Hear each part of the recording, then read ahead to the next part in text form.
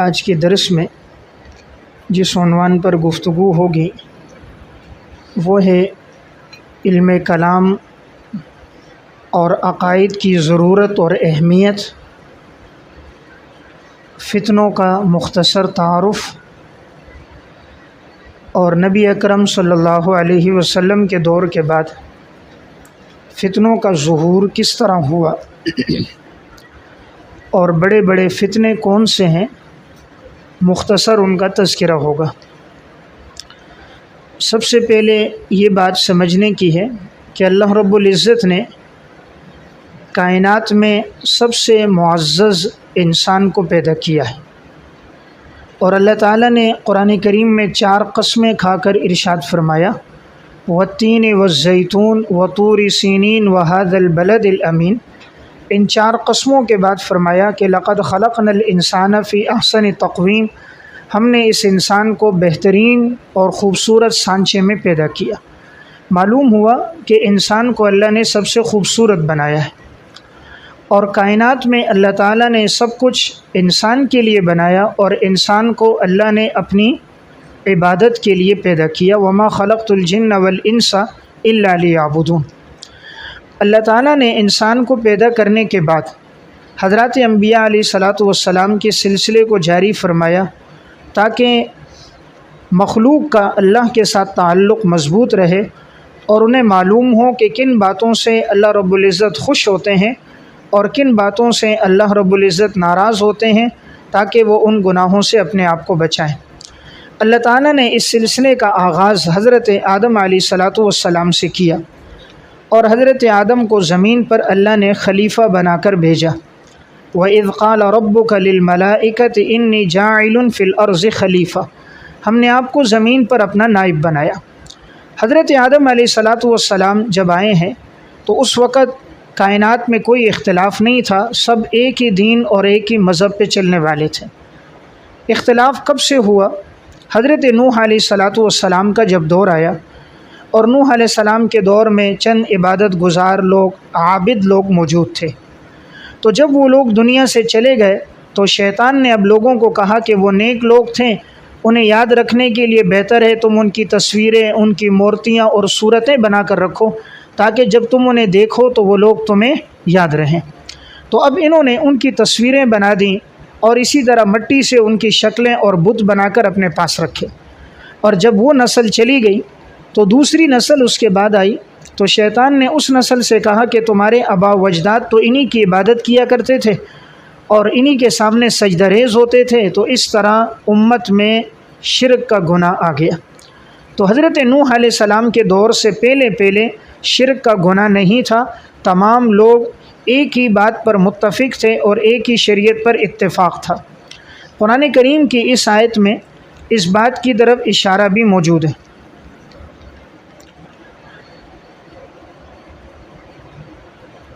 کان الناس امۃ واحدہ، تمام لوگ ایک امت تھے۔ فبعث اللہ النبیین مبشرین ومنذرین، اللہ تعالیٰ نے نبیوں کو بھیجا خوشخبری دینے والے، ڈرانے والے۔ وانزل معهم الکتاب بالحق لیحکم بین الناس، اور اللہ نے ان کے ساتھ کتاب کو حق کے ساتھ نازل کیا تاکہ وہ لوگوں کے درمیان میں فیصلہ کریں، فی مختلفوا فی، جن چیزوں میں ان کا اختلاف ہوا۔ وما اختلف فیہ الا الذین اوتوہ من بعد ما جاءتهم البینات بغیا بینہم، پس نہیں ان لوگوں نے اختلاف کیا جنہیں کتاب دی گئی واضح دلائل کے بعد، مگر حسد کرتے ہوئے، بغض کرتے ہوئے۔ حسد اور بغض کی وجہ سے ان لوگوں نے اختلاف کر دیا۔ تو پہلے ساری امت ایک تھی، بعد میں اختلاف ہوتے رہے، خاص طور پہ پھر بعد میں یہود و نصارہ نے حسد اور بغض کر کے انہوں نے اختلاف زیادہ کیا۔ آپ صلی اللہ علیہ وسلم پر ایمان نہیں لایا کہ یہ جو نبی ہیں یہ بنو اسماعیل میں سے، ہم تو اسے تسلیم کریں گے جو بنو اسحاق میں سے ہوں۔ تو بہرحال حضرت نوح علیہ السلام کے دور کے بعد اب یہ شرک کا گناہ شروع ہوا، اور ان لوگوں نے وہ بت بنائے اور ان بتوں کی عبادت بھی شروع کی۔ اس کا تذکرہ سورہ نوح میں موجود ہے۔ ان بتوں کے نام بھی ہیں جن بتوں کی عبادت کی جا رہی تھی۔ وَقَالُوا لَا تَذَرُنَّ آلِهَتَكُمْ وَلَا تَذَرُنَّ وَدًّا وَلَا سُوَاعًا وَلَا يَغُوثَ وَيَعُوقَ وَنَسْرَ۔ تو دیکھیں یہاں پر ان 5 بتوں کے نام ہیں، ود، سواع، یغوث، یعوق اور نصر۔ تو معلوم ہوا نوح علیہ الصلوۃ والسلام کے دور میں انہوں نے دعوت تو دی، 950 سال تک تبلیغ کرتے رہے، لیکن چند لوگ ایمان لائے۔ بعض مفسرین کے ہاں 80 آدمی تھے کہ جنہوں نے ایمان لایا، باقی لوگ ایمان نہیں لائے۔ اس طرح امت میں اختلاف شروع ہوا، شرک کا گناہ بڑھا، پھر یہ گناہ بڑھتا رہا۔ بہرحال انبیاء علیہ السلام اپنے ہر دور میں آتے رہے، تو آخر میں جناب رسول اللہ صلی اللہ علیہ وسلم تشریف لائے۔ حضرت عیسیٰ علیہ السلام اور آپ صلی اللہ علیہ وسلم کے درمیان 570 سال کا فاصلہ ہے۔ 571 عیسوی میں آپ صلی اللہ علیہ وسلم کی پیدائش ہے، 611 عیسوی میں رسول اللہ صلی اللہ علیہ وسلم کو نبوت ملی ہے۔ تو گویا یہ درمیان کا فاصلہ بنتا ہے 611 سال کا، کہ آپ کو جو نبوت ملی وہ 611 عیسوی میں ملی ہے۔ پھر آپ کا 13 سال مکی دور تھا اور 10 سال آپ کا مدنی دور تھا۔ آپ صلی اللہ علیہ وسلم کی جب پیدائش ہوئی 571 عیسوی میں، اس وقت عرب کے ماحول کے اندر جو فتنے تھے اور جو مذاہب تھے وہ درج ذیل تھے۔ نمبر 1، وہاں پر ایک مذہب تھا یہود کا، جسے قرآن کریم میں بارہا اللہ نے وہاں انہیں خطاب کیا ہے، تو یہود کا مذہب اس وقت تھا۔ نمبر 2، نصارہ کے لوگ موجود تھے، عیسائی۔ نمبر 3، مشرکین مکہ تھے، اور نمبر 4، مجوس تھے۔ مجوسی یہ وہ لوگ ہیں کہ جو 2 خداؤں کو ماننے والے ہیں۔ Number 1 Ahriman, number 2 Yazdan. Yazdan اور اہرمن، ان کے ہاں ایک خدا خیر کا ہے اور ایک خدا شر کا ہے۔ اور ایک فرقہ تھا جو عرب کے اندر موجود تھا، اگرچہ ان کی تعداد کم تھی، وہ صابی فرقہ تھا۔ اور یہ صابی وہ ہوتے ہیں جو ستاروں کی اور خاص طور پہ چاند کی عبادت کرنے والے ہیں۔ بعض نے لکھا ہے یہ سورج چاند ستاروں کی عبادت کرتے ہیں، بعض نے لکھا ہے یہ آگ کی عبادت کرتے ہیں، بعض نے ان کو یہ کہا ہے کہ مخلوق کی پرستش کرنے والے ہیں۔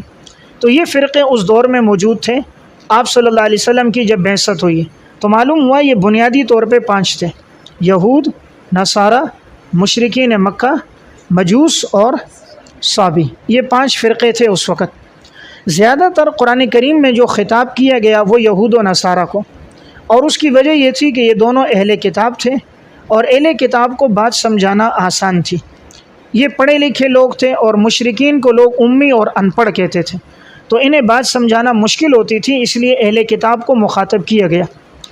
آپ صلی اللہ علیہ وسلم سے پہلے چونکہ مکہ کے اندر حضرت ابراہیم علیہ السلام نے بیت اللہ کو تعمیر کیا تھا، اور حضرت اسماعیل علیہ السلام ان کے ساتھ تھے۔ اللہ تعالیٰ نے ابراہیم علیہ السلام کو 2 بیٹے دیے تھے، ایک حضرت اسماعیل اور ایک حضرت اسحاق۔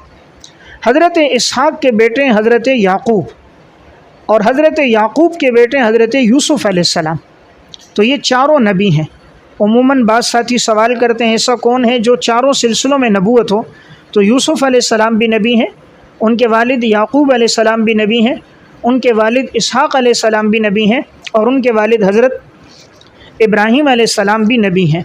تو بنی اسرائیل کا جو سلسلہ چلا وہ حضرت اسحاق علیہ السلام سے، اور ادھر حضرت اسماعیل علیہ السلام کی اولاد میں آپ صلی اللہ علیہ وسلم پیدا ہوئے۔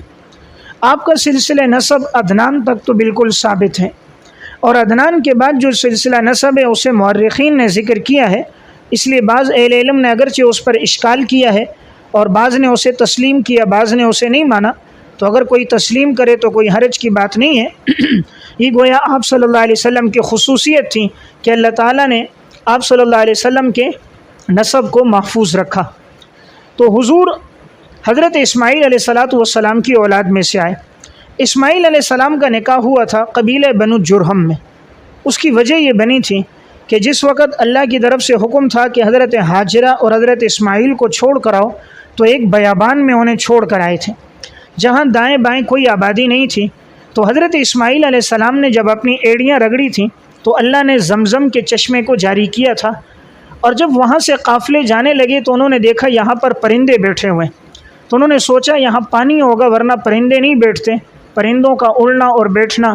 تو قبیلے جرہم کے لوگ آئے، حضرت ہاجرہ سے بات کی کہ ہم یہاں رہائش اختیار کرنا چاہتے ہیں۔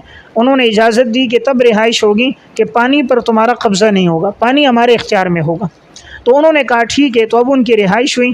پھر انہی کے اندر ایک عورت جس سے اسماعیل علیہ السلام کا نکاح ہوا، اور پھر آپ صلی اللہ علیہ وسلم ان کی اولاد میں پیدا ہوئے۔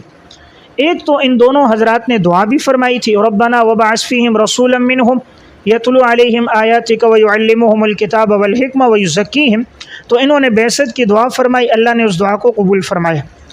आप सल्लल्लाहु अलैहि वसल्लम की जब पैदाइश हो गई, उसके बाद अब ये जितने उस दौर के फितने थे, उनमें ज़्यादातर जो फितना अरब में राइज था वो शिरक था।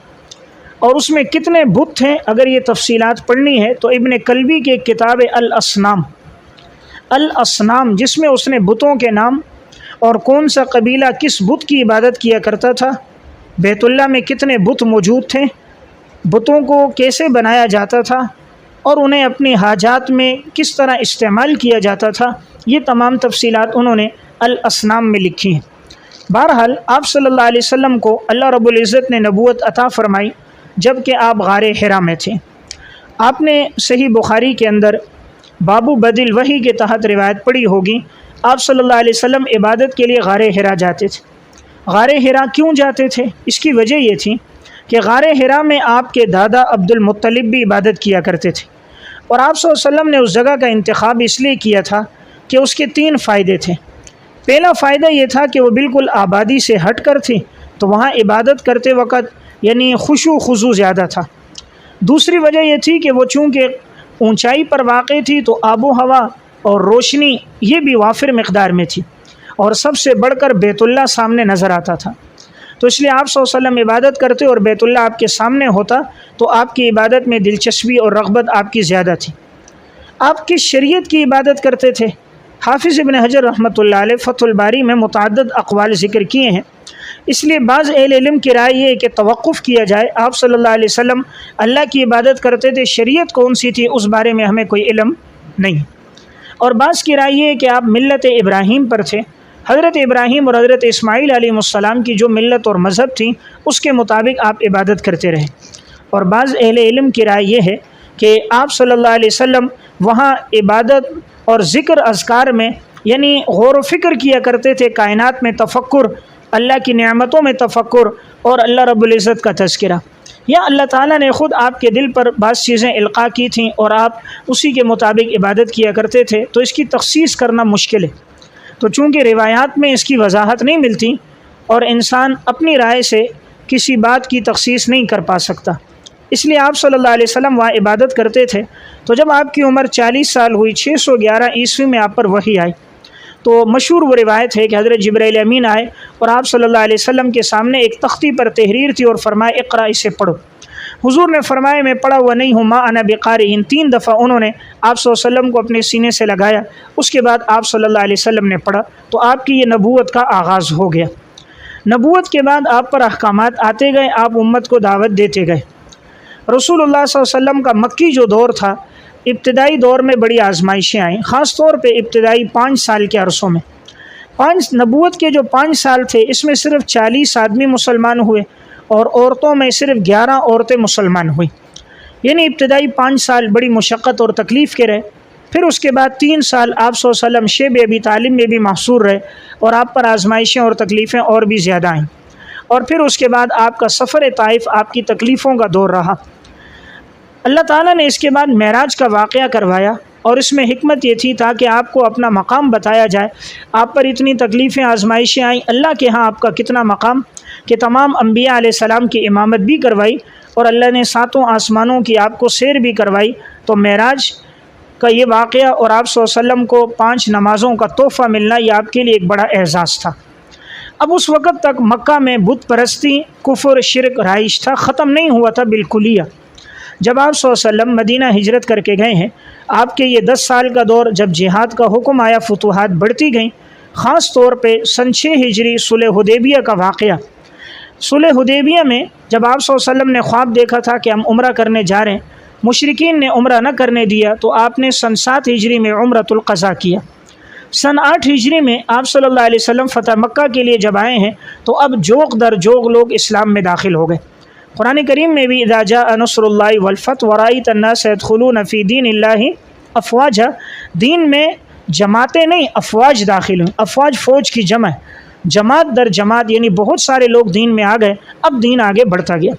इसी फ़तह मक्का के मौके पर आप सल्लल्लाहु अलैहि वसल्लम ने जो 360 बुत थे बैतुल्लाह के अंदर, आपने उनको गिराया آپ چھڑی سے اشارہ کرتے تھے، وَقُلْ جَاءَ الْحَقُّ وَزَهَقَ الْبَاطِلُ إِنَّ الْبَاطِلَ كَانَ زَهُوقًا۔ اس طرح بت پرستی عرب سے ختم ہو گئی، بت پرستی کا فتنہ وہاں سے ختم ہو گیا، اور یہود و نصارہ میں بھی بہت سارے لوگ ایمان لے کر آ گئے۔ آپ صلی اللہ علیہ وسلم کا پھر انتقال ہوا سن 11 ہجری 12 ربیع الاول پیر کے دن آپ صلی اللہ علیہ وسلم دنیا سے پردہ فرما گئے، اور اس وقت تک یہ دین اسلام 9 لاکھ مربع میل پر پھیل چکا تھا۔ اس کے بعد حضرت ابو بکر صدیق رضی اللہ تعالیٰ عنہ خلیفہ بنے، 2 سال 2 مہینے 10 دن آپ کی خلافت رہی۔ سن 13 ہجری 22 جمادی الثانی کو حضرت ابو بکر صدیق رضی اللہ تعالیٰ عنہ کا انتقال ہوا، اور یہ دین اسلام 11 لاکھ مربع میل پر پھیل گیا تھا۔ اس کے بعد حضرت عمر فاروق رضی اللہ تعالیٰ عنہ سن 11 ہجری سے خلیفہ بنے، سن 13 ہجری سے سن 24 ہجری تک، یعنی آپ کی خلافت تقریباً 10 سال رہی ہے، اور اس 10 سال میں 22 لاکھ مربع میل پر اسلام پھیل گیا۔ آپ کی شہادت 1 محرم الحرام سن 24 ہجری مشہور قول کے مطابق یہی ہے۔ اب یہ جو 22 لاکھ مربع میل پر اسلام پھیلا، ابھی تک فتنوں کا ظہور نہیں تھا۔ میں یہ ساری تمہید اس لیے باندھ رہا ہوں تاکہ آگے بات سمجھنا آسان ہو۔ حضرت عمر کا یہ 10 سال کا جب دور رہا، یعنی سن 24 ہجری تک فتنوں نے سر نہیں اٹھایا۔ حضرت ابو بکر صدیق کے دور میں فتنے سامنے آئے تھے، لیکن وہ فتنے دب گئے۔ حضرت صدیق اکبر کی جب خلافت شروع ہوئی تھی، ایک فتنہ تھا منکرین زکوٰۃ کا۔ حضرت ابو بکر صدیق نے ان کے ساتھ جہاد کیا، اور جب حضرت عمر رضی اللہ تعالیٰ عنہ نے رائے بھی دی کہ یہ موقع مناسب نہیں، حضرت ابو بکر صدیق نے فرمایا تھا کہ عمر تم جاہلیت میں تو بڑے بہادر تھے، اسلام میں تم کمزور ہو گئے۔ تو حضرت ابو بکر صدیق نے منکرین زکوٰۃ کے ساتھ، اسی طرح جو مسلمہ کذاب کا فتنہ امت میں پہلے شروع ہوا تھا، آپ صلی اللہ علیہ وسلم کے پاس مسلمہ آیا تھا اور کہا تھا میں ایمان لاتا ہوں، لیکن آپ کی اس نبوت کے معاملے میں آپ کے ساتھ شریک ہوں گا، یعنی آپ کے دنیا کے جانے کے بعد میں نبی ہوں گا۔ آپ صلی اللہ علیہ وسلم کے ہاتھ میں کھجور کی ایک شاخ تھی۔ آپ نے فرمایا اگر تو یہ کہے کہ تو میرے ساتھ اس شاخ میں شریک ہوگا تو میں تجھے اس میں بھی اپنے ساتھ شریک نہیں کرتا، چیز جائے کہ میں تجھے نبوت میں اپنے ساتھ شریک کروں۔ تو جب یہ یہاں سے گیا تھا تو اس نے اپنے کارندوں کو دعوت دی، تو وہاں کے لوگ اس پر ایمان لے آئے تھے۔ تو حضرت ابو بکر صدیق کے دور میں خالد ابن ولید رضی اللہ تعالیٰ عنہ لشکر لے کر گئے ہیں، اور اس فتنے کی بھی سرکوبی ہوئی، اگرچہ اس میں 750 قراء صحابہ شہید ہوئے، جو سب کے سب قرآن کریم کے حافظ تھے، اور ٹوٹل جو صحابہ اکرام شہید ہوئے وہ 1200، یعنی 1200 کے لگ بھگ صحابہ اکرام اس جنگ میں شہید ہوئے۔ امت کا سب سے پہلا جو اجماع ہوا ہے وہ ختم نبوت پر ہوا ہے، کہ ختم نبوت ایک اجماعی عقیدہ ہے، اور جو اس کا قائل نہیں ہوگا اس کے خلاف جہاد ہوگا۔ یہ سب سے پہلا اجماع صحابہ کا ختم نبوت کے مسئلے پر قائم ہوا۔ آپ صلی اللہ علیہ وسلم کے پورے 23 سالہ دور میں جن صحابہ اکرام کی شہادتیں ہوئی ہیں ان کی تعداد 259 ہے، لیکن ایک مسلمہ کے ساتھ جو جنگ ہوئی اس میں جو صحابہ شہید ہوئے وہ 1200 صحابہ ہیں۔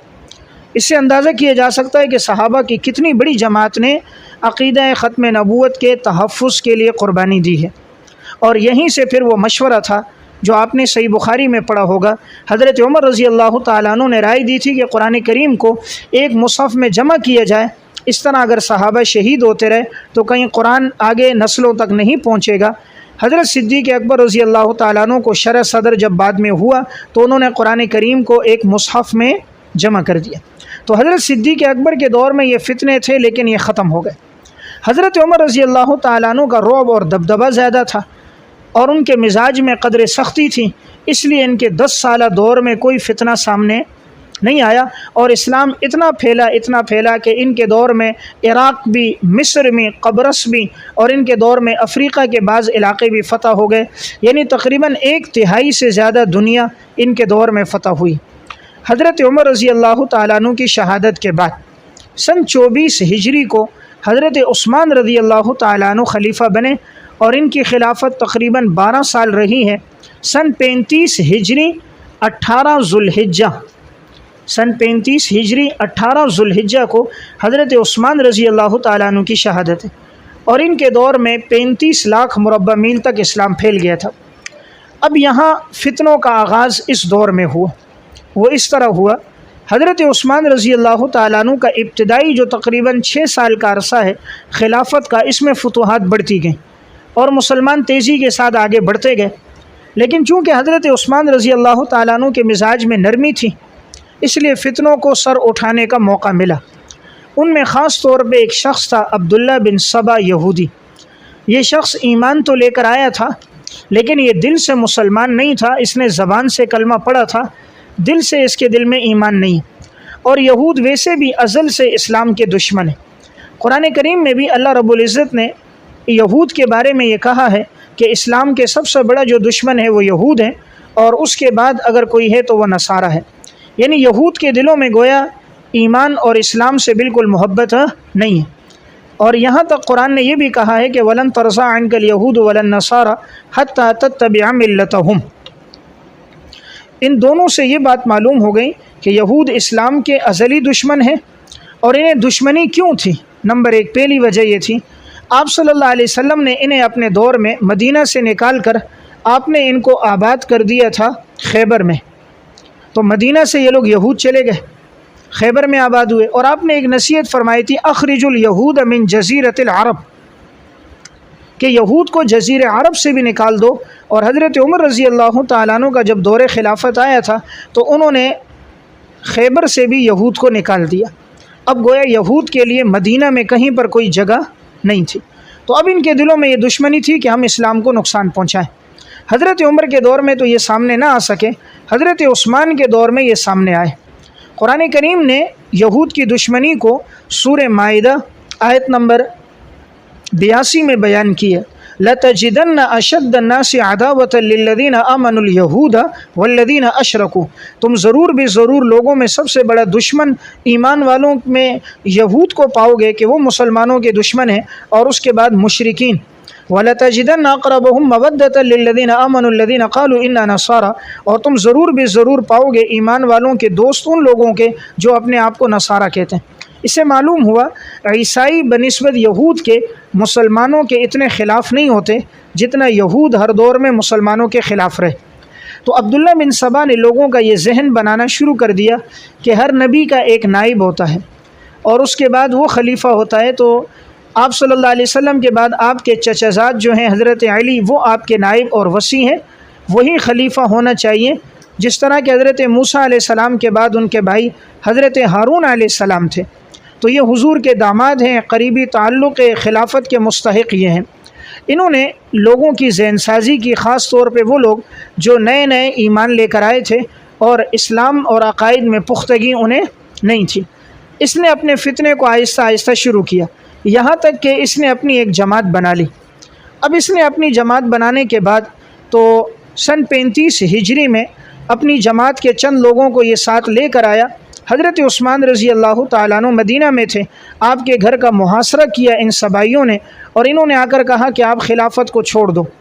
ان کا ایک اعتراض تو یہ ہوتا تھا کہ حضرت عثمان نے اپنے رشتہ داروں کو نوازا ہے، ان کو عہدے دیے ہیں اور اپنے رشتہ داروں کو مال و دولت سے نوازا ہے۔ حالانکہ اگر بات دیکھی جائے تو بعض وہ عہدے تھے جو حضرت عمر کے دور سے چلے آ رہے تھے۔ حضرت عمر رضی اللہ تعالیٰ عنہ نے جن کو دیے تھے، حضرت عثمان نے ان کو برقرار رکھا تھا۔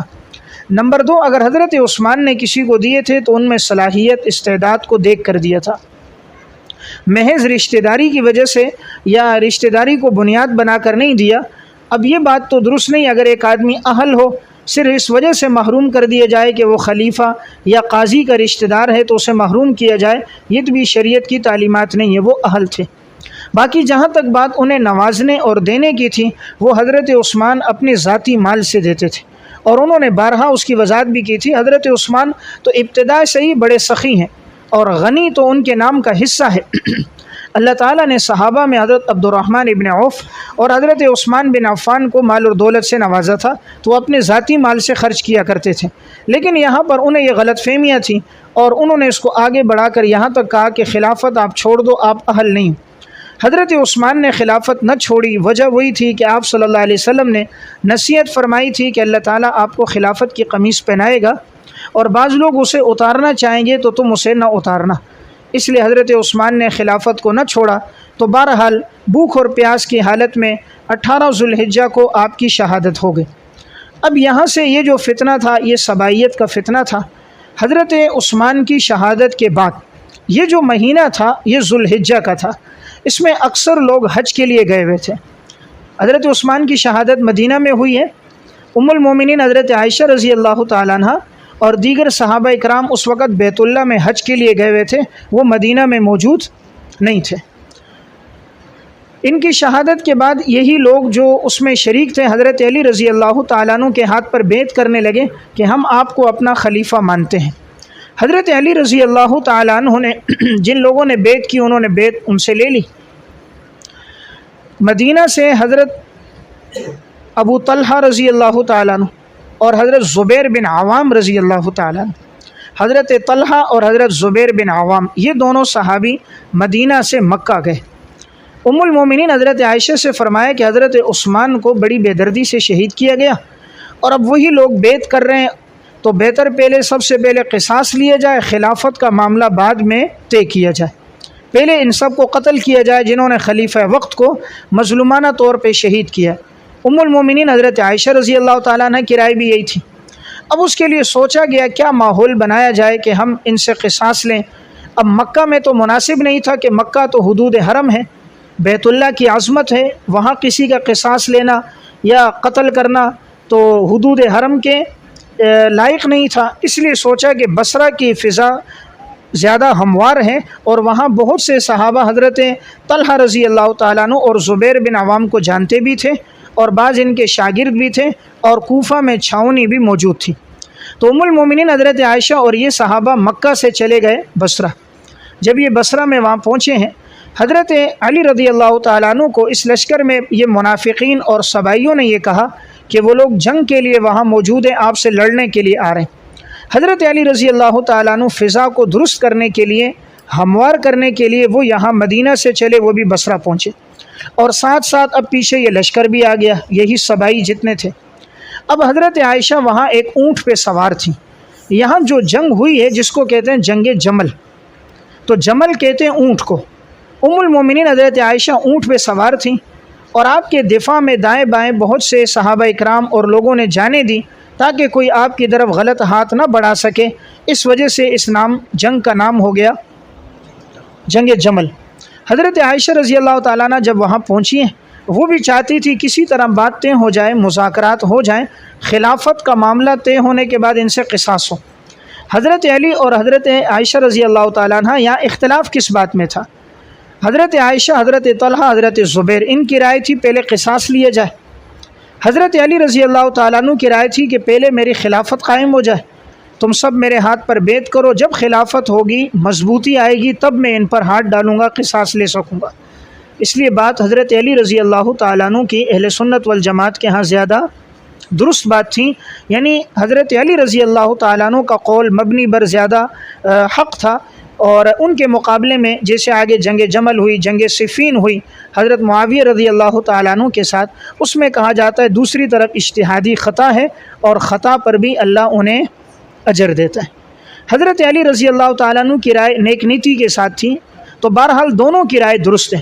یہاں ان کو قیاس نہ کیا جائے آج کے سیاسی لیڈروں پر کہ وہ اقتدار کی جنگ نہیں تھی، وہ مال اور دولت اور حرص و ہوس اور پیسے کی جنگ نہیں تھی، وہاں بھی رائے نیک نیتی کی تھی کہ 40 دن کے لگ بھگ حضرت عثمان کو اتنی بے دردی کے ساتھ بھوک اور پیاس کی حالت میں شہید کیا گیا، اب یہی لوگ دندناتے پھر رہے ہیں، تو لہٰذا بہتر ان سے قصاص لیا جائے۔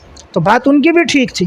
حضرت علی رضی اللہ تعالیٰ عنہ کی رائے بھی درست تھی کہ جب تک خلافت نہیں ہوگی تو قصاص اور حدود کا نفاذ نہیں ہو سکے گا۔ اب درمیان میں ایک ثالث تھا جسے تاریخ میں نام ہے قعقاع بن عمر، بعض نے عمر بن قعقاع لکھا ہے۔ تو یہ جو قعقاع بن عمر تھے یہ حضرت عائشہ رضی اللہ تعالیٰ عنہ کے پاس گئے اور انہوں نے جا کر ایک بات کہی، کہا ام المومنین سے کہ آپ کس لیے تشریف لائیں؟ حضرت عائشہ نے فرمایا میں اس لیے آئی ہوں تاکہ مسلمانوں کے آپس میں معاملات طے ہو جائیں اور جنہوں نے قتل کیا ان سے قصاص لیا جائے۔ تو انہوں نے کہا یہ رائے تو حضرت علی کی بھی ہے، تو کیوں نہ آپس میں بات طے کر دو، صلح ہو جائے، خلافت ہو جائے اور اس کے بعد قصاص کا معاملہ ہو۔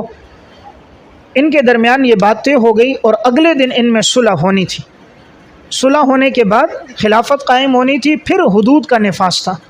اب جب قعقاع ابن عمر یہ پیغام لے کر حضرت علی رضی اللہ تعالیٰ عنہ کو انہوں نے بتایا، حضرت علی بھی خوش ہو گئے کہ معاملہ اب نبھانے کے اور سدھارنے کے قریب آ گیا۔ اب یہ جو جماعت سبائیوں کے بیچ میں تھی، ان کو جب پتہ چلا کہ اگر ان کی کل آپس میں صلح ہو جاتی ہے تو پھر تو یہ لوگ ہمیں ایک ایک کر کے اور ہم سب کو قتل کر دیں گے، تو انہوں نے پہلا مشورہ یہ کیا آپس میں کہ معاذ اللہ حضرت علی رضی اللہ تعالیٰ عنہ کو شہید کرتے۔ جب یہ آپس میں رائے طے کرنے لگے تو دوسروں نے کہا نہیں، ایسا نہیں، ایک خلیفہ پہلے ہو گیا، اگر دوسرا بھی ہوا تو امت میں بڑا انتشار ہوگا اور یہ سب مل کر ہمیں قتل کر دیں گے۔ اس پر اتفاق نہ ہوا۔ دوسری رائے یہ آئی کہ پھر ایسا کرتے ہیں، رات کے اندھیرے میں یہ لشکر کے 2 حصے کر کے تقسیم ہو گئے، کہ رات کے وقت آدھے لوگ ادھر چلے جائیں، آدھے ادھر چلے جائیں، نصف رات کے بعد جب سب سوئے ہوئے ہوں تو اب وہاں سے حملہ کر دیں، یہاں سے یہ کر دیں۔ تو اب اس کو رخ یہ دیا گیا کہ یہاں سے حضرت علی رضی اللہ عنہ کے لشکر میں جو تھے وہ سمجھے کہ انہوں نے وعدہ خلافی کی، وہ ہمارے ساتھ لڑنے لگ گئے، اور وہ سمجھے کہ انہوں نے وعدہ خلافی کی ہے اور یہ ہمارے ساتھ لڑنے لگ گئے۔ تو حالانکہ یہ سبائی گروہ تھا جو دونوں طرف تقسیم ہو گیا تھا، اور رات کے اس اندھیرے کے اندر یہ لڑائی شروع ہو گئی۔ اب تحقیق تو ہو نہ سکی، نہ اس دور میں بجلی تھے، نہ جدید آلات تھے، نہ موبائل کے تمام لمحے بلمحے کی خبر انسان کو پہنچ سکے کہ درمیان میں کیا ہو رہا ہے۔ تو اس اندھیرے رات میں اور ایک ویرانے اور جنگل میں پتہ نہ چل سکا، جانبین کی لڑائی ہو گئی اور اس میں بہت بڑا نقصان ہو گیا، اور اس جنگ کا پھر نام ہوا جنگ جمل، کہ اس میں ام المومنین حضرت عائشہ رضی اللہ تعالیٰ عنہ اونٹ پر تھیں، اور ان کے دفاع کے لیے صحابہ اور تابعین میں بہت سے لوگ ان کے ارد گرد تھے تاکہ کوئی ان کی طرف ہاتھ نہ بڑھا سکے، اس لیے اس نام سے مشہور ہو گئی، اور اس میں بہت سے صحابہ اور بہت سے تابعین شہید ہوئے، یہاں تک کہ حضرت زبیر بن عوام رضی اللہ تعالیٰ عنہ اب وہ بھی دیکھنے لگ گئے کہ اتنی لڑائی ہو گئی، اتنا قتل عام، تو وہ ایک درخت کے نیچے بڑے پریشان اور غمگین بیٹھے ہوئے تھے۔ تو اتنے میں انہی سبائیوں میں سے ایک بدبخت پیچھے سے آیا اور اس نے آ کر ان پہ وار کر دیا، اور حضرت زبیر بن عوام کو پہلے تیر مارا، یہ نیچے گرے، اور اوپر سے پھر ان کے سر پہ تلوار ماری تو ان کا سر الگ ہو گیا۔ اب یہ سبائی وہ سر لے کر حضرت علی رضی اللہ تعالیٰ عنہ کے پاس گیا، اور اس کا مقصد تھا مجھے بڑا انعام ملے گا کہ میں نے زبیر بن عوام کو قتل کر دیا۔ تو جب لے کر گئے حضرت علی غصے ہو گئے اور کہا نکل یہاں سے باہر، دفع ہو جا، سخت الفاظ میں اسے تنبیہ کی تم نے یہ حرکت کیوں کی۔ تو حضرت علی رضی اللہ تعالیٰ عنہ جب شہداء میں گھومنے لگے تو حضرت طلحہ کو بھی اسی طرح کہیں وہ بیٹھے تھے تو پیچھے سے آ کر حملہ ہوا، ان کی بھی شہادت ہو گئی۔ حضرت علی اس موقع پر رونے لگے اور اپنے بیٹے حضرت حسن سے کہا کاش تمہارا والد آج سے 20 سال پہلے اس کا انتقال ہو جاتا اور یہ دن دیکھنے کی نوبت نہ آتی کہ آج کتنے مسلمان مارے گئے، اور خاص طور پہ حضرت زبیر اور حضرت طلحہ جو کبار صحابہ میں سے تھے، ان کی شہادت ہو گئی۔ حضرت علی نے پھر خود ان کے جنازے پڑھے ہیں اور کہا کہ ان کا کوئی مال غنیمت تقسیم نہیں ہوگا۔ سبائی چاہ رہے تھے مال غنیمت ملے، تو مال غنیمت تو کہا کفار کا ہوتا، یہ مسلمان ہے، کوئی مال غنیمت تقسیم نہیں ہوگا، کسی کی بے حرمتی کرنے کی اجازت نہیں دی۔ حضرت علی نے جلال میں آ کر یہاں تک کہا، جب انہوں نے کہا کہ یہ غنیمت ہوگا اور ہم انہیں غلام بنائیں گے، باندیاں بنائیں گے، فرمایا تم میں سے کون ہے جو اپنی ماں ام المومنین حضرت عائشہ رضی اللہ تعالیٰ عنہ کو معاذ اللہ اپنی باندی بنائے گا، تم اس کے لیے تیار ہو؟ تو اب سبائیوں کی بھی آنکھ کھلی، وہ لوگ پیچھے ہٹ گئے۔ تو حضرت علی رضی اللہ تعالیٰ عنہ نے جنازوں میں بھی شریک رہے اور بڑے افسردہ اور پریشان رہے۔ پھر یہ براہ راست خود گئے، حضرت عائشہ رضی اللہ تعالیٰ عنہ سے بات کی، ام المومنین بھی رونے لگ گئیں کہ مجھے معلوم نہیں تھا کہ بات یہاں تک بڑھے گی، اتنا نقصان ہوگا، میں تو صرف یہ چاہ رہی تھی کہ قصاص کا معاملہ ہو جائے اور ان کو قتل کیا جائے، میں جنگ کے ارادے سے نہیں آئی، نہ میں نے جنگ کی اجازت دی۔ تو صحابہ اکرام میں وہ نہ جنگ کے ارادے سے آئے تھے، نہ وہ آپس میں لڑے تھے، یہاں جو فتنہ تھا وہ سبائیت کا فتنہ تھا، وہی جانبین میں بڑا، وہی تقسیم ہوئے، انہوں نے حملہ کروایا اور اس میں مسلمانوں کا بہت بڑا نقصان ہوا۔ اس جنگ کے بعد پھر دوسری جو جنگ ہوئی ہے جسے کہتے ہیں جنگ صفین، حضرت امیر معاویہ رضی اللہ تعالیٰ عنہ حضرت عمر رضی اللہ تعالیٰ عنہ کے دور سے ہی شام کے گورنر تھے۔ حضرت عثمان کے پورے دور میں بھی وہ شام کے گورنر رہے۔ شام اور دمشق یہ پورا علاقہ، یہ بنو امیہ کے لوگ یہاں زیادہ آباد تھے، اور بنو امیہ کے جتنے لوگ تھے وہ سب ان کے متبع تھے، ان کی بات مانتے تھے۔ حضرت عثمان بھی چونکہ بنو امیہ سے تھے اور ان کی شہادت بھی بڑی مظلومانہ ہوئی، تو حضرت امیر معاویہ رضی اللہ تعالیٰ نے تمام لوگوں سے رائے لی تھی کہ بھئی جب تک ان قاتلین کو قتل نہیں کیا جائے گا اس وقت تک کوئی خلافت کا معاملہ آگے طے نہیں ہوگا۔ تو ان کی رائے بھی نیک نیتی کے ساتھ تھی کہ خلافت تب قائم ہو جب پہلے ان کو قتل کیا جائے۔ اگر یہی لوگ آج خلافت ہو، یہ ان کے دست و بازو بنیں گے، بعد میں ان پہ ہاتھ ڈالنا مشکل ہوگا، پہلے ان کو قتل کیا جائے۔ حضرت معاویہ کے ساتھ دمشق اور شام کے سارے لوگ مل گئے۔ حضرت علی رضی اللہ تعالیٰ عنہ اس جنگ کے بعد اب یہ وہاں پر پہنچے ہیں بات کرنے کے لیے، تاکہ درمیان کی کوئی راز بات نکل جائے اور یہ جنگ آگے نہ بڑھے۔ دونوں نے ایک ایک آدمی کو نائب بنایا۔ حضرت علی رضی اللہ تعالیٰ عنہ کی طرف سے تھے ابو موسیٰ اشعری رضی اللہ تعالیٰ، اور حضرت امیر معاویہ رضی اللہ تعالیٰ عنہ کی طرف سے تھے عمر بن عاص رضی اللہ تعالیٰ عنہ۔ یہ دونوں جانبین میں یہ حکم بنے کہ یہ فیصلہ کریں کہ تاکہ آگے معاملہ آگے تک نہ بڑھے۔ دیکھیں یہاں بھی یہ بات یاد رہے، میں نے جیسے بات عرض کی، یہ کوئی اقتدار اور اس کی جنگ نہیں تھی، سب نیک نیتی کے ساتھ تھی بات، اور دونوں طرف کا مطالبہ ٹھیک تھا۔ البتہ اہل سنت والجماعت کی رائے یہ ہے، جمہور علماء کی، حضرت علی رضی اللہ تعالیٰ عنہ کا مطالبہ زیادہ برحق تھا، کیونکہ خلافت قائم ہونے کے بعد حدود اور قصاص ہو سکتا ہے، اس سے پہلے نہیں۔ دوسری جانب جو رائے تھی وہ بھی ٹھیک ہے، لیکن وہ اجتہادی خطا ہے، اور اجتہادی خطا پر بھی اللہ انہیں اجر دے گا۔ اب جب یہ دونوں حضرات گئے معاملے کو طے کرنے لگے، اب ان